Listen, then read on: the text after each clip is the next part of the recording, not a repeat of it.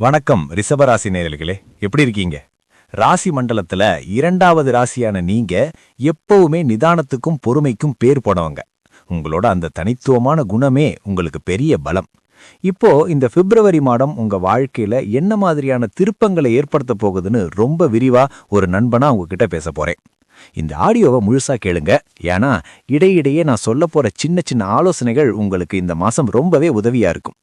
பொதுவா ரிஷபராசிக்காரங்களுக்கு இந்த பிப்ரவரி மாதம் ஒரு யோகமான மாதம் அப்படின்னு தான் சொல்லணும். உங்க ராசிநாதன் சுக்கிரன் நல்ல நிலையில இருக்கிறதால உங்களோட தோற்றத்துல ஒரு பொலிவு கூடும். மத்தவங்க கிட்ட பேசுறப்போ ஒரு வசீகரம் இருக்கும். நீங்க எதை செஞ்சாலும் அதுல ஒரு நேர்த்தி இருக்கும். ஆனா அதே சமயம் சில விஷயங்கள்ல நீங்க ரொம்பவே உஷாரா இருக்கணும். அது என்ன நினைப்ப பார்ப்போம். முதல்ல உங்க வேலையை எடுத்துக்கிட்டா, இது வரைக்கும் நீங்க பட்ட கஷ்டத்துக்கு ஒரு பலன் கிடைக்க போற நேரம் இது. ஆபீஸ்ல உங்க மேல இருந்த சின்ன சின்ன புகார்கள் எல்லாம் மறைஞ்சு இப்போ உங்களோட திறமையை எல்லாரும் பாராட்ட ஆரம்பிப்பாங்க. சிலருக்கு புது வேலை கிடைக்கிறதுக்கு அதிக வாய்ப்பு இருக்கு. ஏற்கனவே வேலையில் இருக்கிறவங்களுக்கு பதவி உயர்வு அல்லது இடமாற்றம் நீங்க விரும்புற மாதிரியே அமையலாம். ஆனா ஒண்ணு, உங்க கூட வேலை பார்க்கறவங்ககிட்ட அனாவசியமா குடும்ப விஷயங்களை பேசாதீங்க. அது பின்னாடி உங்களுக்கு ஒரு சங்கடத்தை ஏற்படுத்தலாம். சொந்த தொழில் பண்றவங்களுக்கு இந்த மாசம் லாபம் அமோகமா இருக்கும். புதுசா கிளைகள் தொடங்கணும்னு நினைக்கிறவங்க தாராளமா இந்த மாசத்தோட 2வது வாரத்துல அந்த முயற்சியை செய்யலாம். பங்குதாரர்களோட இருந்த சின்ன சின்ன மனஸ்தாபங்கள் மறைஞ்சு இப்போ ஒரு இணக்கமான சூழல் உருவாகும்.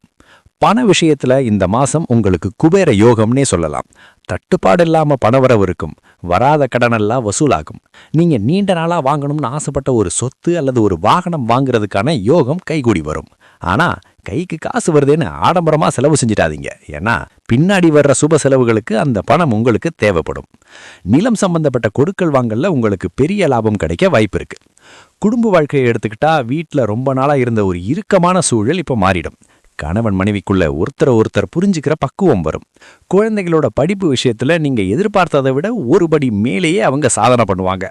உறவினர்கள் மத்தியில உங்களுக்கு ஒரு மரியாதை கூடும். வீட்டுக்கு தேவையான சில விலை உயர்ந்த பொருட்களை இந்த மாசம் வாங்குவீங்க. ஆனா ஒரு விஷயம் மட்டும் ஞாபகம் வச்சுக்கோங்க.